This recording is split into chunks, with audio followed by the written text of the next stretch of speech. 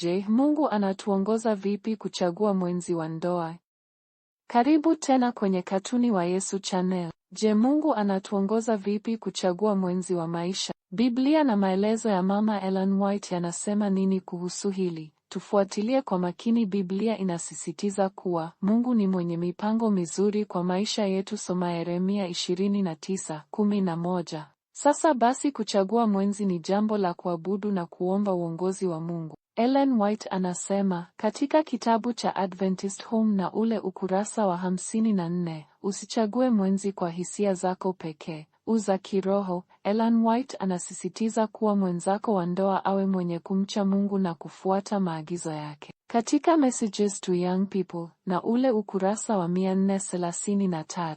Mwisho, shirikiana na wazee wa kiroho waombe pamoja nawe na kukupa ushauri wa kibiblia. Kumbuka, Mungu hawezi kukuongoza kwa njia ambayo inapingana na neno lake. Ikiwa mwenzi wako hapendi kusali nawe, haheshimu maadili ya Mungu, au anakataa kufuata sheria zake, hiyo ni alama ya kuwa huyo si chaguo la Mungu. Tunapofuata mwongozo wa Mungu, tunapata amani na baraka. Kumbuka simulizi ya Boazi. Ruthu aliamua kumfuata Mungu kwa uaminifu, na Mungu akampa Boazi kama mume mwenye hekima na upendo. Ellen White anasisitiza kuwa ndoa ni uhusiano wa kiroho, sio tu wa kimwili. Katika Adventist Home, ukurasa wa 99. Kwa hivyo, usiogope kumungojea Mungu. Ikiwa anakuelekeza kwa mtu fulani, atakufanyia wazi. Ikiwa hajajibu bado, endelea kumtegemea. Muda wa Mungu ni sahihi daima. Je, Mungu anatuongoza vipi kuchagua mwenzi wa ndoa?